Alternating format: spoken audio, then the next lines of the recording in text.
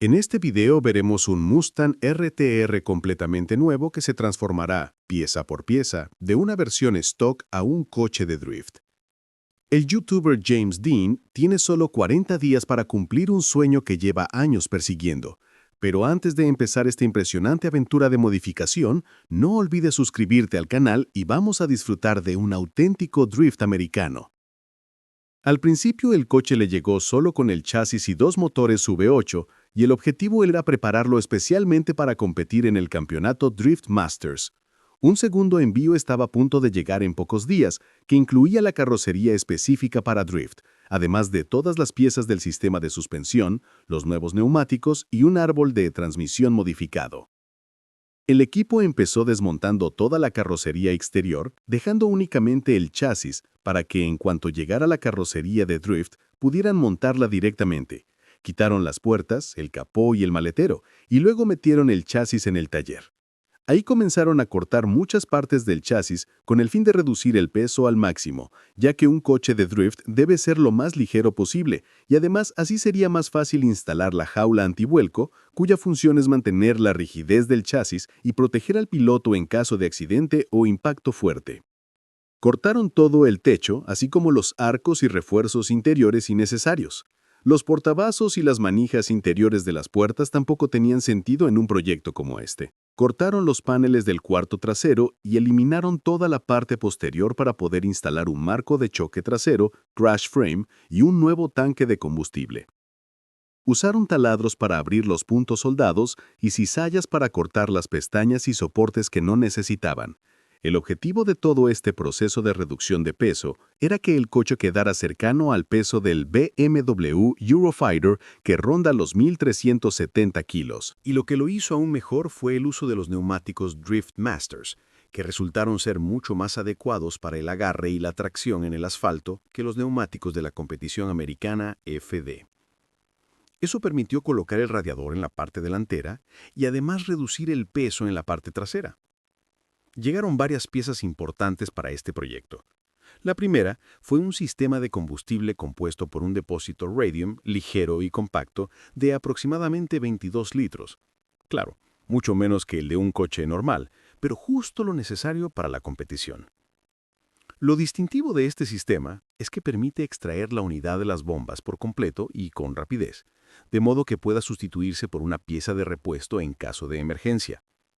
Esto garantiza que si ocurre algún fallo, puedan solucionarlo y volver rápidamente a la carrera.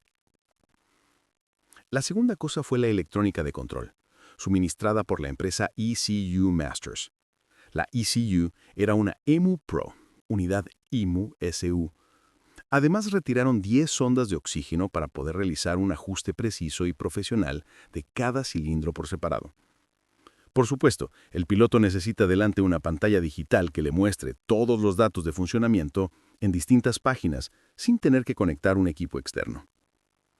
También incorporaron una unidad de gestión de energía, una caja que alberga fusibles y relés, desde la cual se gobiernan todas las electrónicas del coche, lo que elimina la necesidad de fusibles tradicionales. El motor que llevaba el coche, pensado para una competición normal, está diseñado para rendir hasta las 9.000 RPM y funcionará con sistema de inyección de óxido nitroso. Después, lo trasladaron al taller de su compañero para empezar con los trabajos de soldadura y fabricación. Cortaron la zona del túnel original y fabricaron un túnel nuevo, más grande y más recto que el de serie, porque el diseño original del Mustang baja con cierta inclinación, mientras que el túnel nuevo ofrece más espacio para instalar una transmisión específica de competición, además de permitir la instalación del tirador de freno de mano hidráulico y la palanca de cambios, y dejar un hueco para montar el soporte del nuevo depósito de combustible en su sitio. Está preparando todo eso para instalar el arco principal de la jaula antivuelco, Rail Cage, en su sitio, asegurándose de que una vez montado, no toque el techo en el punto más alto posible. En esta parte, ajusta la posición del asiento y lo fija en el lugar correcto para que el piloto esté cómodo y tenga la máxima visibilidad hacia adelante dentro del coche. Luego fijan el panel frontal del motor y lo sueldan en su lugar. Este proceso, en el futuro, facilitará el desmontaje completo del motor. Las piezas exteriores que va a montar están hechas de Kevlar en lugar de la fibra de carbono habitual. para que sean más resistentes y duraderas frente a golpes o impactos durante las competiciones. Fabrican e instalan una pared protectora detrás del asiento del piloto, que sirve como barrera entre el conductor y el tanque de combustible. El túnel de transmisión fue completamente soldado y fijado. Es un túnel grande que ofrece un excelente espacio para la caja de cambios, el motor de arranque y la jaula de protección. La jaula antivuelco ya está prácticamente instalada, soldada con gran precisión y muy ajustada al techo para que el conductor tenga el máximo espacio posible al entrar y salir del coche. Después, sueldan la caja de los pedales en su posición final. Refuerzan también la parte superior de las torres de suspensión con soldaduras robustas al chasis para aumentar la rigidez estructural y soportar mejor el sistema de suspensión ancho y los impactos. Traen un motor Ford RY45 para montarlo junto a una caja de cambios Samsonite RS9. Para soldar correctamente los soportes del motor y de la transmisión, James y el equipo tomaron medidas precisas de la posición del motor en un coche americano y decidieron colocarlo exactamente en la misma ubicación dentro del Mustang, asegurando que todo encaje perfectamente y funcione sin problemas. Fabricaron un nuevo soporte, lo soldaron bajo la caja de cambios y con eso terminaron de soldar todas las barras de protección. Luego fijaron la palanca de cambios y el freno de mano hidráulico. Aún les quedan unos 35 días para terminar todo el trabajo. Instalaron también una placa de aluminio que actúa como barrera protectora alrededor de las tuberías de llenado de combustible, las cuales vienen desde la válvula de llenado rápido, Quick Fill, situada en el panel lateral, hasta el tanque de gasolina. La función de esta placa es evitar que cualquier fuga o vapor de combustible entre en el habitáculo del coche, garantizando así la máxima seguridad del piloto. Esto aumenta muchísimo la seguridad y reduce el riesgo de incendio, sobre todo teniendo en cuenta que los pilotos pasan muchas horas dentro del coche. Después de eso, terminaron de soldar y fijar completamente la jaula antivuelco, incluyendo las barras laterales de las puertas, que ofrecen protección adicional y mayor rigidez estructural. También fijaron todos los soportes del motor y de la caja de cambios, y conectaron el eje de transmisión, drive shaft, al diferencial. Comprobaron que todas las medidas coincidían al milímetro, lo cual fue un gran logro para el equipo. Instalaron y fijaron los conductos y pasajes por donde pasarán los tubos y aceites del sistema de cárter seco, o dry sump, para mantener todo bien organizado y limpio. Después de 10 días exactos desde la llegada del coche, todo el trabajo de fabricación estaba prácticamente terminado, así que empezaron a prepararlo para entrar en la cabina de pintura. Trasladaron el chasis desde el taller de su compañero Harris al taller de pintura S&P Auto, donde prepararon toda la estructura aplicando un producto llamado Sealing Joints, una especie de sellador que evita filtraciones y da un acabado final muy limpio, además de impedir que entre agua entre las uniones del chasis. Usaron una estructura rotatoria, similar a un soporte giratorio, sobre la que se monta el coche completo para poder rotarlo y acceder a todas las zonas inferiores y de difícil alcance, garantizando que la pintura cubra cada rincón del chasis. Antes de aplicar cualquier capa, lo primero fue lijar completamente toda la superficie, asegurándose de que la pintura final adheriera correctamente y quedara uniforme. La primera capa, que sirve de base, fue una capa de imprimación, o primer, cuyo objetivo es cubrir imperfecciones y unificar la superficie. Después aplicaron el color principal, que en este caso fue el mismo gris Von Grey, que utiliza RTR en los Mustangs de Estados Unidos. Por último, realizaron la fase de pulido y barnizado, aplicando 2 o más capas de laca transparente, para darle el brillo y la suavidad final. Todo el proceso de pintura, desde la preparación, imprimación, color y barniz, se completó en un solo día, lo que les ahorró mucho tiempo y esfuerzo para poder concentrarse en otras partes del proyecto. Una vez terminado, llevaron de nuevo el chasis al taller principal, donde lo primero que hicieron fue cubrir ciertas zonas del chasis con plástico protector para evitar arañazos durante el ensamblaje final. Empiezan instalando la primera pieza, que es el depósito de combustible. Lo colocan en su sitio y lo aseguran firmemente con pernos, quedando así el coche listo para la fase de ensamblaje de todas las piezas principales, como el motor, el kit de carrocería y el sistema de suspensión. Todo el trabajo realizado hasta ese momento, la estructura, la soldadura y la pintura, se completó en menos de 2 semanas, lo que fue un logro impresionante tanto para ellos como para el equipo de James. James y su equipo tenían un gran desafío: terminar toda la fase de montaje final en solo una semana antes de que él viajara a su gira de Formula Drift. En la primera etapa, pesaron las piezas que habían cortado del chasis. Reunieron todas las partes metálicas eliminadas, como los paneles del suelo, refuerzos y otras secciones, y obtuvieron un peso total de 118 kilos. Después, pesaron el chasis ya con la jaula antivuelco instalada, soldado y pintado, y el resultado fue 347 kilos, un peso muy ligero considerando que lleva una jaula de seguridad completa. Cuando el coche esté completamente terminado, planean pesarlo junto al vehículo de entrenamiento anterior para comparar la diferencia total de peso. Les llegó también un nuevo envío de RTR que incluía piezas nuevas, como brazos de control, bisagras, soportes de anclaje para la suspensión trasera y una barra de impacto delantera, crash bar. Además, recibieron parachoques Ford del nuevo modelo S650 y nuevas piezas de carbono para el body kit, como los paneles laterales. Terminaron el trabajo del sistema de frenos usando conexiones Goodrich conocidas por su altísima calidad. Todas las líneas de freno tenían acoples de desconexión rápida Quick Release, lo que permite desmontar cualquier esquina del coche rápidamente, por ejemplo, tras un accidente o durante una reparación sin perder líquido del sistema.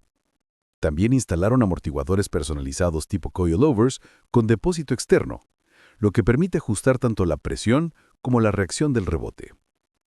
Fue necesario modificar estos amortiguadores para adaptarlos al sistema de dirección del Angle Kit que habían montado. Esa modificación consistía en cambiar la tapa superior para desplazar el amortiguador hacia el exterior, aumentando así el ángulo de giro de las ruedas. Y, por supuesto, esa fue una etapa crucial para las competiciones de drift. Pero justo aquí empezaron a aparecer los primeros problemas. Descubrieron que los separadores de las articulaciones de la suspensión enviados por RTR estaban incompletos o no coincidían exactamente con las medidas del coche. Por eso, tuvieron que ir al taller del hermano de James para fabricar separadores personalizados en el torno. Tuvieron que hacer separadores distintos para cada brazo de suspensión, ya que estos van colocados entre la rótula y el chasis para mantener el brazo firmemente sujeto en su posición. El casquillo del brazo del ángulo de caída, camber arm, era más ancho de lo debido. Así que el equipo trabajó durante unas 10 horas seguidas solo para fabricar y ajustar correctamente todos esos separadores. Fue un trabajo muy duro y meticuloso, pero era esencial hacerlo bien para que el coche quedara perfectamente equilibrado y seguro. Su compañero, que se encarga de todo el trabajo de fabricación más complejo, llegó para construir los colectores de escape personalizados para el motor. Esa tarea fue muy complicada, porque el coche es de volante a la derecha, lo que deja muy poco espacio en el vano del motor, especialmente cerca de la caja de dirección y la bomba de aceite. Por eso empezó a fabricar colectores de escape, iguales en longitud y con una salida progresiva, algo que mejora notablemente el rendimiento del motor. Instalaron un sensor de oxígeno para cada cilindro, es decir, 8 en total, además de los sensores principales en la línea de escape, con el objetivo de ajustar la mezcla de combustible con máxima precisión. Después, comenzaron a instalar todo el tren trasero. Estaban muy contentos con el aspecto final del coche ya montado y verlo finalmente apoyado sobre sus ruedas. James notó que el nuevo sistema de suspensión, al bajarlo y cargarlo con su peso, mantenía estable el ángulo de caída, camber, sin variar demasiado, lo cual es una gran ventaja para el drift. Su compañero, que se encarga de todo el trabajo de fabricación más complejo, llegó para construir los colectores de escape personalizados para el motor. Esa tarea fue muy complicada porque el coche es de volante a la derecha, lo que deja muy poco espacio en el vano del motor, especialmente cerca de la caja de dirección y la bomba de aceite. Por eso empezó a fabricar colectores de escape iguales en longitud y con una salida progresiva, algo que mejora notablemente el rendimiento del motor. Instalaron un sensor de oxígeno para cada cilindro, es decir, 8 en total, además de los sensores principales en la línea de escape, con el objetivo de ajustar la mezcla de combustible con máxima precisión. Después, comenzaron a instalar todo el tren trasero. Estaban muy contentos con el aspecto final del coche ya montado y verlo finalmente apoyado sobre sus ruedas. James notó que el nuevo sistema de suspensión, al bajarlo y cargarlo con su peso, mantenía estable el ángulo de caída, sin variar demasiado, lo cual es una gran ventaja para el drift. Bill, su compañero, terminó los colectores de escape con un trabajo de soldadura impecable, fuerte y limpio, con tubos bien alineados y un diseño muy profesional. La parte más complicada, como ya mencionamos, fue el espacio entre la caja de dirección y la bomba de aceite, pero Bill hizo un trabajo brillante creando el espacio necesario para que las bombas funcionaran con seguridad, sin rozar ni chocar con ninguna otra pieza, e incluso dejando suficiente espacio para desmontar la columna de dirección si fuera necesario. Finalmente, empezaron a instalar todo el sistema de suspensión trasero completo, que en las versiones RTR viene con un diseño algo más complejo y técnico. Porque este no es un sistema de suspensión cualquiera, sino uno diseñado especialmente para resistir la dureza del drift y permitir el máximo ángulo de deslizamiento. Comenzaron a instalar las pinzas de freno, calipers, y el objetivo era que en una hora más el coche pudiera rodar sobre el suelo sin ningún problema. Mientras tanto, uno de sus compañeros estaba ajustando el capó original con el fin de alinear perfectamente las líneas de la carrocería, asegurándose de que las piezas de Kevlar y carbono encajaran correctamente sin errores de medida. Otro miembro del equipo trabajaba en todo el sistema eléctrico del coche, utilizando componentes de ECU Masters. El plan era dejar toda la instalación eléctrica terminada mientras el coche seguía en Estados Unidos, de modo que cuando James regresara de la carrera, pudiera arrancarlo de inmediato sin que faltara nada. También recibió piezas mecánicas esenciales como la nueva caja de cambios y el embrague para asegurarse de que los 1000 caballos de potencia se transfirieran al suelo de la forma más eficiente posible. James, sin embargo, estaba muy nervioso. Había puesto todo su esfuerzo en construir este coche, tanto que no había tenido tiempo de concentrarse en la carrera en sí, ni analizar a sus rivales. Pero más tarde descubrió que todos sus competidores lo tenían en la mira, especialmente después de haber ganado el campeonato anterior. La mayoría de su entrenamiento la hacía en su simulador en casa, practicando para recordar las líneas y transiciones del circuito de Long Beach. Así que dejó que su equipo siguiera trabajando en el coche y viajó a Estados Unidos para asistir a la competición. Ahí explicó los detalles del circuito de Long Beach. En la salida, entry, hay que acelerar al máximo y tocar la franja blanca y roja del lado derecho, luego mover el coche completamente hacia el primer muro bajo el puente. La transición debe ser suave y controlada. Si se hace demasiado rápida, no da tiempo a alcanzar las zonas de puntuación que vienen después del puente. En una parte del circuito, debido a la acumulación de caucho viejo de años anteriores, da la sensación de que vas lejos del muro, pero en realidad el coche se tira solo hacia él, pegándose automáticamente. Por eso hay que dejar un pequeño margen. El coche se encarga de cerrar el ángulo por sí mismo. El circuito de Long Beach es muy complicado, porque está lleno de curvas ciegas, es decir, el piloto no ve lo que hay detrás de cada esquina. La buena noticia es que las curvas siempre están en el mismo lugar y nunca cambian, lo que permite a los pilotos memorizar el trazado y perfeccionar cada transición. Volvió al taller para ver los avances que habían hecho. Solo quedaban 11 días para enviar el coche a la carrera, así que el tiempo era crucial. Le habían llegado las llantas Strong Wheels, y estaba muy contento con ellas, ya que fueron diseñadas especialmente para él, en un color gris exclusivo. El diseño se aprobó y pasó a producción en cuestión de días. Todo en este proyecto avanzaba a una velocidad impresionante y los problemas eran mínimos. Después, recibieron una auténtica obra de arte, un sistema de escape completo de 1,5 pulgadas, fabricado en titanio por la empresa Border Performance. Tenía un diseño con X-Pipe, lo que le daba un sonido muy parecido al de los coches de Fórmula Drift en Estados Unidos, un rugido brutal. También llegó el eje correcto, y una vez instalado, pudieron montar las llantas por primera vez. Esta fue la fase más compleja y detallada de todo el proyecto, ya que era la que permitiría finalmente arrancar el coche. Montaron el motor completo con todos sus accesorios y lo fijaron con precisión. Una vez instalado el sistema de admisión, el motor se veía enorme. Se colocó un radiador personalizado BHK Customs junto con ventiladores eléctricos, un enfriador de aceite y un depósito para el líquido de la dirección asistida. El sistema de dirección hidráulica, Power Steering, quedó completamente montado. James notó que la línea de alta presión que entraba en la caja de dirección era muy corta, pero, lejos de ser un problema, eso mejoraba la eficiencia del sistema. En cuanto al sistema de óxido nitroso, nitrous, instalaron los inyectores directos sobre el motor. Bill, su compañero, montó el sistema SU Master completo. La unidad delantera controlaba todos los sistemas eléctricos de la parte frontal, mientras que la trasera gestionaba los sistemas de la parte posterior, incluyendo las bombas de combustible. Todo el cableado fue instalado con un acabado limpio y ordenado, siguiendo el túnel de la transmisión. Después de 32 días de trabajo continuo, el coche bajó al suelo por fin.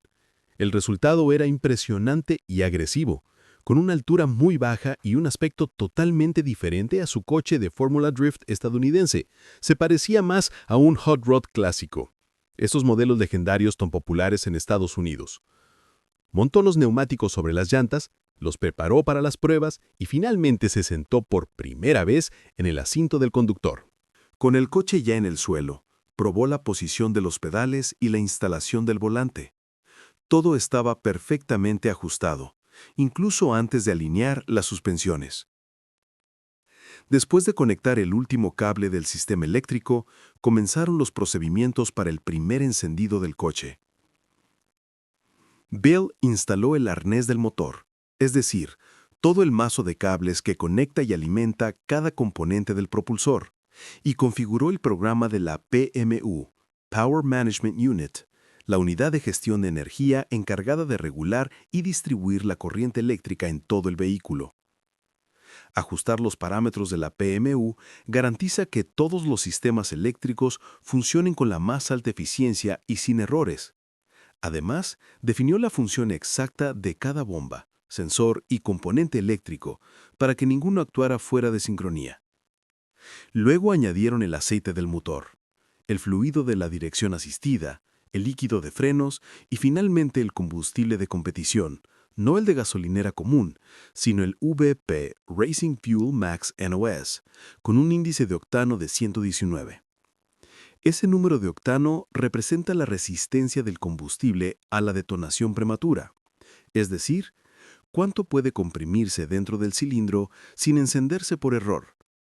En coches normales usamos gasolina de 92 o 95 octanos, pero en motores de competición de alta potencia que trabajan con presiones y temperaturas mucho mayores, un combustible de 119 octanos es ideal.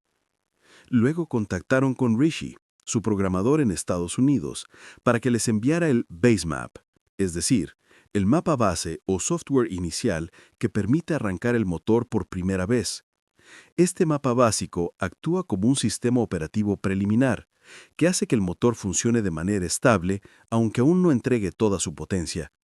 Después, sobre ese mapa, se realizarán todos los ajustes finos para que la bestia libere su máximo rendimiento en la pista. Hicieron varios intentos de arranque, y de repente, el motor cobró vida. Era completamente normal que tardara varios intentos en encender, ya que el motor era totalmente nuevo y acababa de ser ensamblado desde cero. Tras 5 semanas exactas de trabajo intenso y continuo, el proyecto estaba terminado con una eficiencia impresionante, sin fallos y con una precisión mecánica de altísimo nivel. Estaban muy contentos, ya que este era el primer motor en 8 unidades en el que habían trabajado con ese nivel de detalle y precisión. Solo faltaban algunos ajustes menores, como la calibración del timing, o sincronización, antes de llevar el coche al dinamómetro, dyno, para realizar la puesta a punto final, la que usarían en la competición. Cuando fueron al banco de potencia para probarlo, el motor entregó 900 caballos de fuerza sin usar el nitro. Luego probaron añadir un shot de 150 caballos con el sistema de óxido nitroso, y el régimen del motor alcanzó las 9000 RPM. El sonido era una locura absoluta. Después de terminar las pruebas en el dyno, regresaron al taller de Mouse Design para aplicar el vinilo que sería el diseño final del coche antes de la carrera. Faltaban solo unos días para que el coche fuera embalado y enviado al evento. Cuando terminaron el wrap, era momento de ajustar los últimos detalles, como instalar la última pieza pendiente y realizar el equilibrio general y la alineación, alignment, sobre todo del eje trasero y del sistema de suspensión completo. También ajustaron las caídas, camber, y la convergencia, toe, para que los neumáticos tuvieran el agarre perfecto en el momento justo y se liberaran suavemente cuando el piloto iniciara el derrape, drift. Eso permite que el conductor mantenga un control total del coche y conserve el ángulo de derrape sin que el coche se descontrole.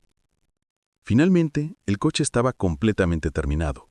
Montaron los paragolpes, el capó y todos los detalles finales y lo llevaron al circuito para la prueba en pista. El resultado se veía impresionante. Para el toque final, eligieron que las llantas delanteras fueran de color blanco. Esto no solo mejoraba el aspecto visual, sino que también permitía al público y a los fotógrafos ver claramente el ángulo de dirección y el movimiento de las ruedas delanteras durante el drift. Además, esas llantas suelen ser más ligeras, aunque considerablemente más caras. Tras la primera vuelta surgieron algunos problemas menores, algo totalmente normal en un coche recién ensamblado. La dirección asistida. El volante estaba demasiado duro, especialmente en maniobras rápidas. Los frenos necesitaban ajustar el fluido de frenos para mejorar la respuesta del pedal. La electricidad, el sensor del cigüeñal, crank sensor, daba un fallo que provocaba que una vez caliente, el motor no arrancara de nuevo. Ese último era el problema más serio de todos y debía solucionarse de inmediata. Así que montaron neumáticos de compuesto blando, los llamados sticky tires, para probar cómo se comportaba el coche con un nivel de agarre más alto. Las modificaciones que habían hecho en la suspensión eran excelentes y el coche ya no rebotaba ni perdía estabilidad. James decidió no volver a conducirlo hasta que solucionaran por completo el problema del sensor del cigüeñal, porque cada vez que intentaban arrancarlo de nuevo, tenían que llamar a dos amigos y usar botellas de agua para enfriar el sensor antes de poder encenderlo otra vez. Obviamente era algo muy incómodo y poco práctico. Terminaron las pruebas ese día, quemando casi 4 neumáticos, y el coche se comportó de forma espectacular. Solo quedaban pequeños ajustes por hacer en el futuro para dejarlo perfecto. Con eso, concluyó la transformación completa de un Ford Mustang común en una auténtica bestia de las pistas de drift. No olvides escribirnos en los comentarios cuál fue tu parte favorita de esta increíble transformación. ¿Y qué otros coches te gustaría ver en los próximos videos? Nada más por hoy. ¡Chao!